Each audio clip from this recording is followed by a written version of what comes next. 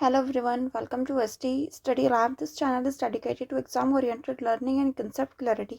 Here you will get the simplified explanations, important topics, and smart strategies to help you crack your exams with confidence.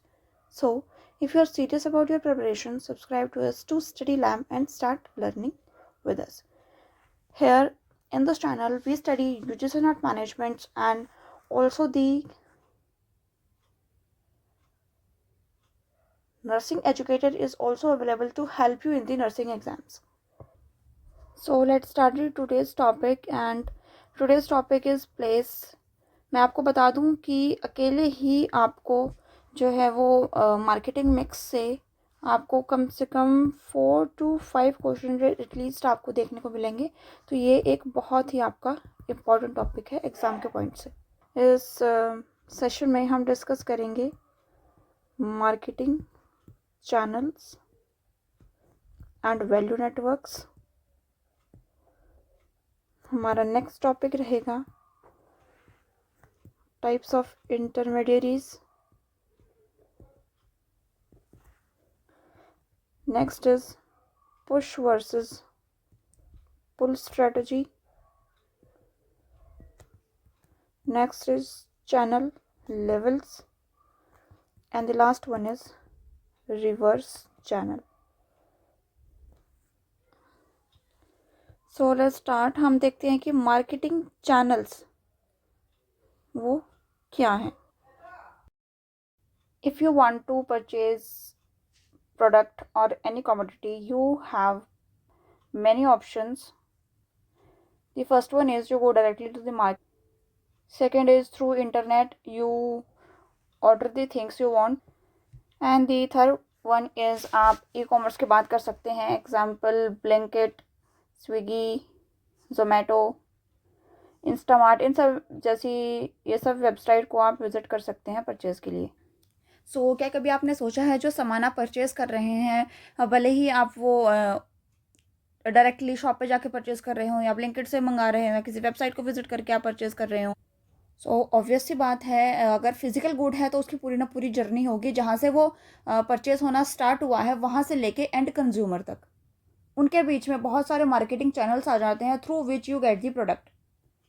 सबसे पहले उस product की manufacturing होती है, उसके बाद वो होलसेलर तक जाता है, देन आफ्टर रिटेलर, और उसके बाद वो कंज्यूमर यानी कि एंड कंज्यूमर तक पहुँचता है जो कि उस प्रोडक्ट को यूज़ करने वाला है.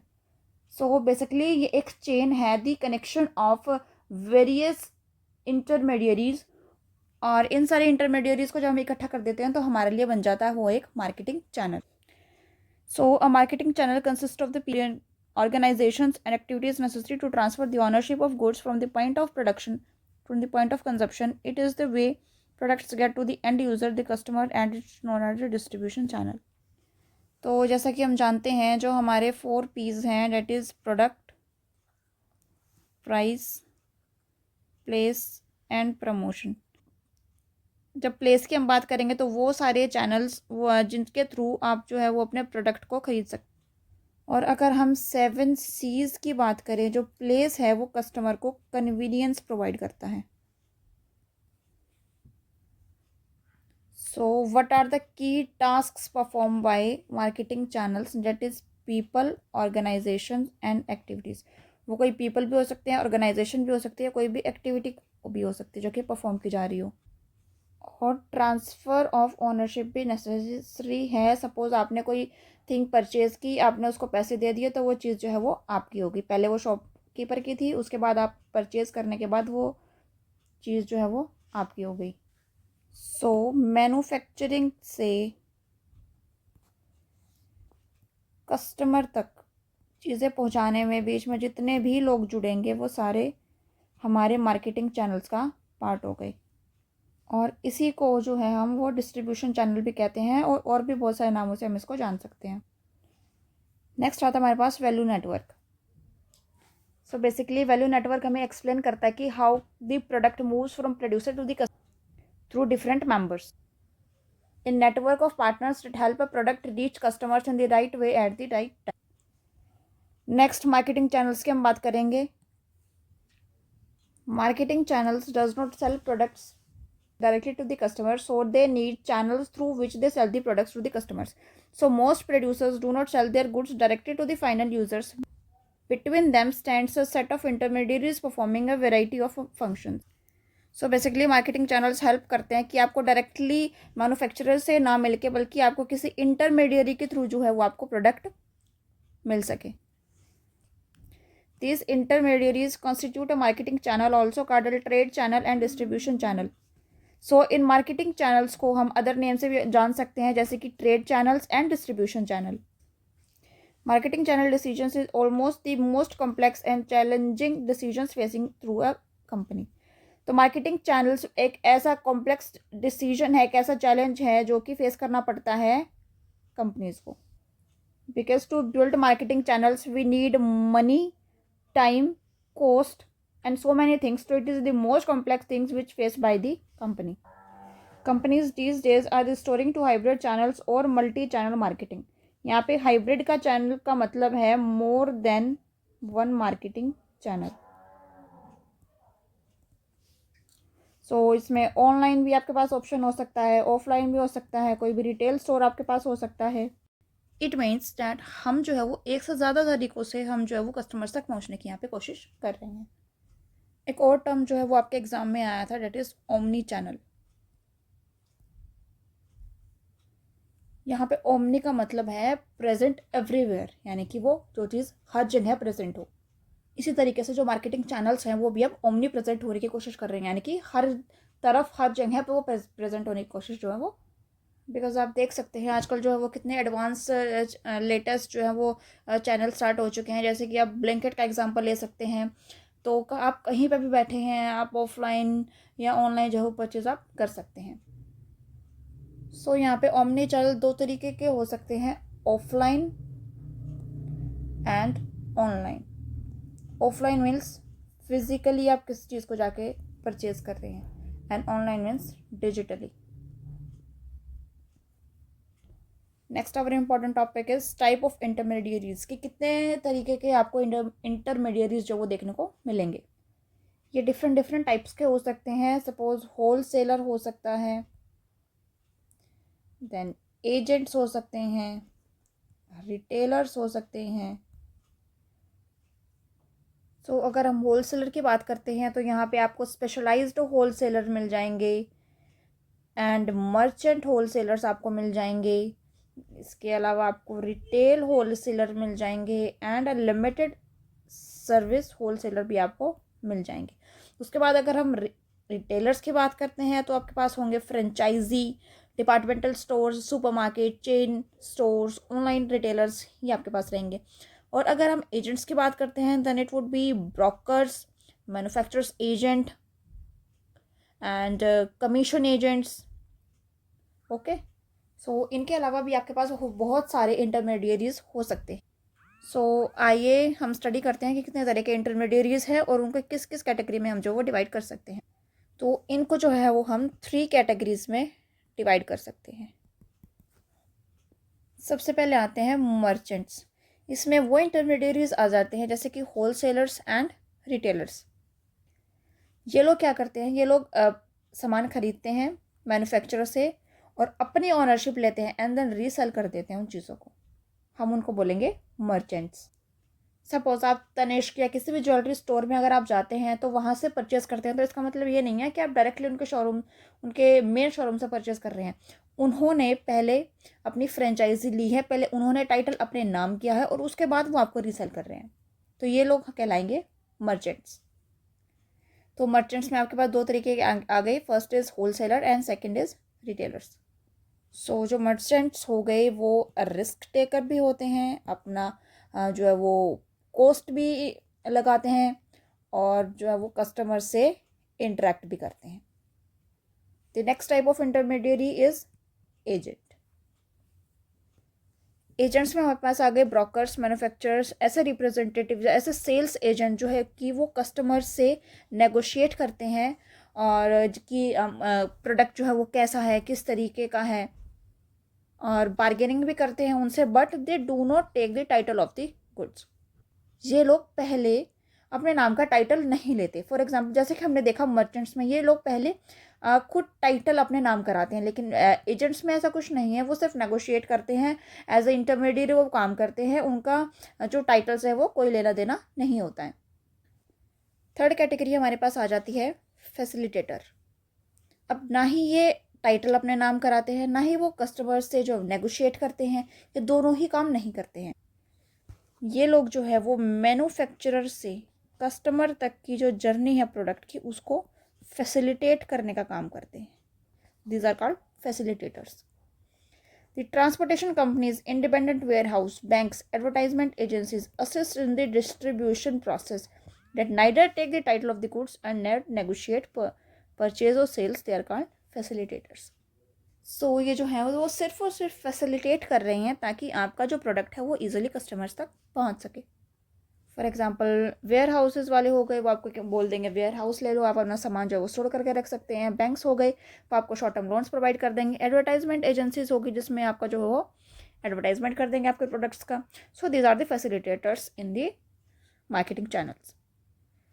So the next is task perform by manufacturing channels. तो आइए देखते हैं कौन कौन से ऐसे टास्क हैं जो कि मार्केटिंग चैनल जो है वो परफॉर्म करता है। So our next topic is task perform by marketing channels. तो आइए देखते हैं ऐसे कौन कौन से टास्क है जो कि मार्केटिंग चैनल जो है वो परफॉर्म करता है। The first one is smooth flow of goods and services. ये स्मूथ फ्लो रखते हैं सर्विसेज का, गुड्स एंड सर्विसेज का। कहाँ से? जहाँ मैन्युफैक्चरिंग से, जहाँ से मैन्युफैक्चरिंग हो रही है और जहाँ पे उस प्रोडक्ट को एंड तक पहुँचना है, एंड कस्टमर्स तक, उसके बीच का जो फ्लो है गुड्स एंड सर्विसेज का, उसको ये मेंटेन रखते हैं। Second one is saving the manufacturer money, time and specialized efforts. ये मैन्युफैक्चरर का जो है वो टाइम बचाते हैं, मनी बचाते हैं और कुछ स्पेशलाइज्ड एफर्ट्स लगाते हैं अपनी तरफ से कस्टमर को रीच करने का, उनसे बात करने का, उनसे नेगोशिएट करने का, उनको प्रोडक्ट सेल करने का। So these all functions are perform by the marketing channels. The next one is push versus pull strategy while managing intermediaries. So अगर हम इंटरमीडियरीज को मैनेज कर रहे हैं तो हम पुल और पुश स्ट्रेटजी को वो कैसे मैनेज करेंगे। In managing it's intermediaries, the firm must decide how much effort to devote to push versus pull marketing. तो जब भी हम काम करते हैं मैनेज करने का इंटरमीडियरीज को, तो मैन्युफैक्चरर के पास दो तरीके होते हैं, या तो वो पुश स्ट्रेटजीज की तरफ जाएं या फिर वो पुल स्ट्रेटजीज की तरफ जाएं। सपोज जब आप किसी भी शॉप पे जाते हैं और उसको सामान देने के लिए जब आप बोलते हैं, तो वो अपनी ही तरफ से जो चीज़ें सजेस्ट करता है उसको आप बोलेंगे पुश स्ट्रेटजी। जो शॉपकीपर है वो अपनी तरफ से अपनी कन्वीनियंस के अकॉर्डिंग जो है वो आपको चीज़ें सजेस्ट कर रहा है कि आप ये लो, ये ले लो, ये अच्छा है, ये ले लो, अब ये अच्छा है। वो आपसे नहीं पूछ रहा है, वो खुद से ही डिसाइड कर रहा है और वो खुद से ही आपको चीज़ें दिखा रहा है। तो ये हो जाएगा हमारे पास पुश स्ट्रेटजीज। और पुल स्ट्रेटजी मतलब जब आप शॉप पे जाते हैं तो आपके माइंड में पहले से ही एक ब्रांड नेम है, एक प्रोडक्ट नेम है, जिसको आपने जाना है और सिर्फ सिंपली परचेज करना है। तो ये हो जाएगा हमारे पास पुल स्ट्रेटजी। तो आइए देखते हैं कौन सी स्ट्रेटजी जो है वो कहाँ पे यूजफुल है। अब push strategy uses the manufacturer sales force trade promotion money and other means to induce intermediaries to carry promote and sell the product to end users. Manufacturing का सेल्स फोर्स, सेल एजेंट्स हो गए, intermediaries हो गए, retailers हो गए, अब जो है वो अब प्रमोशन पे पैसा नहीं खर्च कर रहे हैं। अब वो क्या कर रहे हैं, वो इंटरमीडियरीज को जो है वो फोर्स कर रहे हैं कि वो आपके प्रोडक्ट को सेल करें, आपके प्रोडक्ट का प्रमोशन करें, उनको कैरी फॉरवर्ड करें, उनको सेल करें, और लास्ट में वो आपको कुछ परसेंटेज जो है वो दे देंगे। And the push strategy is particularly appropriate when there is low brand loyalty in a category. Brand choices made in the store, the product in an impulse item, and the product benefits as well as understood. तो push strategy वहाँ पे beneficial है जहाँ पे customers के mind में कोई भी ब्रांड लॉयल्टी नहीं होती, कस्टमर ज़्यादा अवेयर नहीं होता है चीज़ों के बारे में। अब इसमें कस्टमर को कोई भी फ़र्क नहीं पड़ रहा है कि वो कौन से ब्रांड की चीज़ें ले रहा है, because he doesn't know much about the brands. तो डिसाइड करवाने के लिए कि कस्टमर को कौन सी प्रोडक्ट कौन सा चीज़ अच्छी लगेगी, यहाँ पे जो है वो पुश स्ट्रेटजी का यूज़ किया जाता है। अब इन अ पुल स्ट्रेटजी, अब पुल स्ट्रेटजी कहाँ लगेगी, जहाँ पे manufacturer uses advertising, promotions, and other forms of communication to persuade customers to demand the product from intermediaries, thus including intermediaries in order it. इस स्ट्रैटेजी में कस्टमर को जो है वो पहले से ही पता है कि उसको कौन सी चीज़ें खरीदनी है. He is well known about each and everything and वो अपना माइंड सेट करके आया है कि उसको कौन सी चीज़ें खरीदनी है, कौन से ब्रांड की चीज़ उसको खरीदनी है. इसमें रेटिंग का कॉन्सेप्ट भी हम ले लेते हैं कि लोग देखते हैं कि इसकी रेटिंग हाई है तो हम इस जगह हम जाएंगे, इस रेस्टोरेंट की रेटिंग हाई है तो हम इस प्लेस पे जाएंगे. तो ये सब भी पुश स्ट्रेटेजी का एक पार्ट है. इस स्टेज में आप जो है वो स्टिक हैं एक ब्रांड की तरफ. अगर वो है तो आप परचेस करेंगे, अगर नहीं है तो आप मूव ऑन कर देंगे उस प्लेस से. तो इस केस में आप जो है वो पुल स्ट्रैटेजी का यूज़ कर रहे हैं. और ये पुल स्ट्रैटेजी कहाँ पे अप्रोप्रिएट है? वहाँ जहाँ आप हाई ब्रांड लॉयल्टी होगी एंड हाई इन्वॉल्वमेंट होगी.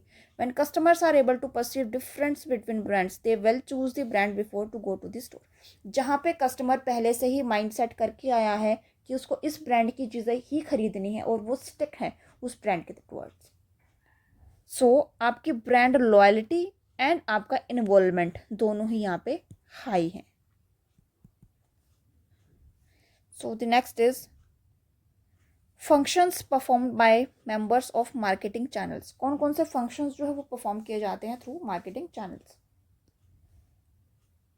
पोटेंशियल कस्टमर्स के बारे में इंफॉर्मेशन गैदर करना, कॉम्पिटिटर्स के बारे में इंफॉर्मेशन गैदर करना मार्केटिंग एनवायरनमेंट से, या फिर परसुएड करना, स्टिमुलेट करना अपनी परचेज ताकि वो ज़्यादा से ज़्यादा परचेज कर पाए, नेगोशिएट करना, रीच कराना एक एग्रीमेंट पे on the price in the terms so that the transfer of ownership process can be affected.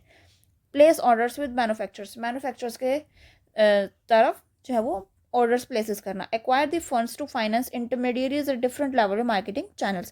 Next is assume risk connected with carrying out channel works. Provide the success storage and movement of physical goods. Provide from buyers payment of bills through banks and other financial institutions. Oversee actual transfer of ownership from one organization or persons to another. So these all the functions which have been performed through the members of marketing channels. The next one is channel levels. तो आइए देखते हैं किन किन तरह के channel levels हो सकते हैं. The producers and the final customers are a part of each and every channel. The number of intermediate levels are determined through the length of channel.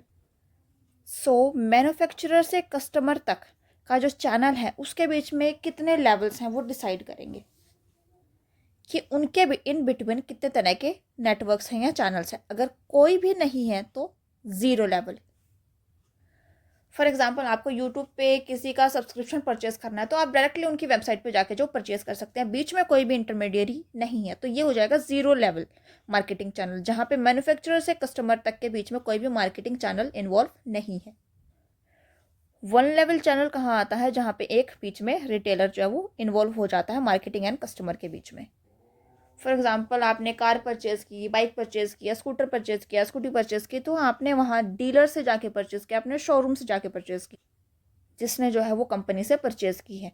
तो यहाँ पे बीच में एक चैनल हो गया, that is retailer. Next is two level channel. तो यहाँ पे टू लेवल चैनल भी हो सकता है जहाँ पे होलसेलर और कस्टमर के बीच में दो लोग इन्वॉल्व हों. First is wholesaler and second is retailer. इसमें आप जो है वो रिटेलर से सामान खरीद रहे हैं और रिटेलर ने कहाँ से खरीदा होगा? होलसेलर, और से होलसेलर ने कहाँ से? मैन्युफैक्चरर से. तो यहाँ पे जो है वो दो लेवल्स के चैनल जो हैं वो इन्वॉल्व हैं. Next is three level. Three levels के मार्केटिंग चैनल्स भी हो सकते हैं जिसमें मैन्युफैक्चरर और कस्टमर्स के बीच में तीन लोग इन्वॉल्व हों. First is wholesaler, second is jobber and third is retailer. ये ज़्यादातर चीज़ों में या तो एग्रीकल्चरल प्रोडक्ट में इन्वॉल्व हो या फिर इम्पोर्टेड गुड्स में यूज़ होता है. Three level channel. इस केस में होलसेलर का डायरेक्ट कॉन्टैक्ट या ज़्यादा कॉन्टैक्ट जो रिटेलर्स के साथ नहीं होता है, इसलिए वो बीच में एक जॉबर को इंक्लूड कर लेते हैं जो कि कनेक्शन बिल्ड करता है रिटेलर के साथ. वो होलसेलर से सामान खरीदता है और उसके बाद रिटेलर को सेल कर देता है. So let's see zero level channel. Zero level channel को हम डायरेक्ट मार्केटिंग चैनल भी बोलते हैं बिकॉज मैन्युफैक्चरर जो है वो डायरेक्टली सेल कर रहा है फाइनल कस्टमर्स तक. इस एग्जांपल के तौर पे हम देखेंगे कि डोर टू डोर सेलिंग हो गया, या फिर होम पार्टीज मेल ऑर्डर आए हमारे पास, या टेली मार्केटिंग हो गया, या इंटरनेट सेलिंग हो गया। तो ये सब इसके एग्जाम्पल हो जाएंगे। Next is one level channel contains world selling intermediate such as retailer. इसमें वन चैनल इन्वॉल्व हो जाता है, वन इंटरमीडिएट इन्वॉल्व हो जाती है, that is the retailer. Two level channel में दो इंटरमीडिएट्स हो जाएंगे, first is wholesaler and second is retailer. And three level channels में हमारे पास थ्री इंटरमीडिएट्स हो जाएंगे, first is wholesaler, second is jobber and third is retailer. Next concept हमारे पास आता है reverse flow channel. Reverse flow channel भी important है। आइए देखते हैं कैसे। अगर मैन्युफैक्चरर से हम कस्टमर तक रीच कर रहे हैं, that is the forward channel. अगर चीज़ें वापस आने स्टार्ट हो जाएं, सर्विसेज जो है वो बैकवर्ड जाने स्टार्ट हो जाएं, that is the backward channel, और या फिर रिवर्स चैनल भी हम इसको बोलते हैं। रिवर्स चैनल की हमें कब ज़रूरत पड़ती है? जब हम जो है वो चाहते हैं कि हम कस्टमर से वापस सामान जो है वो अपने पास तक, यानी कि मैन्युफैक्चरर तक पहुंचा दें।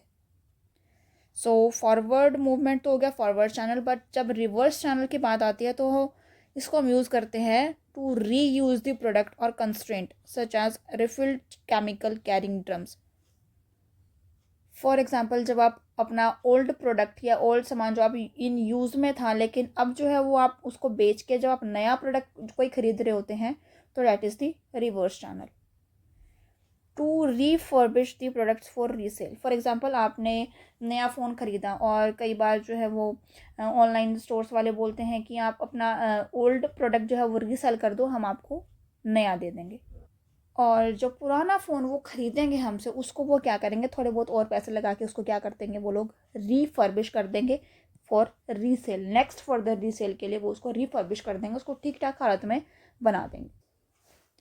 For example, recycle products such as paper या प्लास्टिक बॉटल्स, वो सारे क्या करेंगे, उस चीज़ों को रिसाइकल कर देंगे, दोबारा से एक नया प्रोडक्ट उससे जनरेट कर देंगे। To dispose for products and packaging. और कई बार जो है वो हमें रिवर्स फ्लो चैनल इसलिए भी चाहिए क्योंकि हम ये चाहेंगे कि हमारा जो प्रोडक्ट है वो अच्छे से डिस्पोज हो सके। सो हॉस्पिटल्स में आपको पता होगा बायोमेडिकल वेस्ट होता है, तो उन सबको हम ऐसे ही नहीं फेंक सकते, उनके लिए हमें प्रॉपर जो है वो डिस्पोज प्रोसेस से गुजरना होता है। तो इसके लिए भी हमें रिवर्स फ्लो चैनल की ज़रूरत पड़ती है। सो इन सब के रिवर्स फ्लो के चैनल्स के लिए भी बहुत सारे, जैसे कि रिडम्पशन सेंटर्स होंगे, कम्युनिटी ग्रुप्स होंगे, ट्रैश कलेक्शंस होंगे, स्पेशलाइज या रिसाइकल सेंटर्स होंगे, trash recycling brokers and central processing warehouse होंगे, जिनके थ्रू हम ये रिवर्स फ्लो चैनल प्रोसेस जो है वो एग्जीक्यूट कर सकते हैं।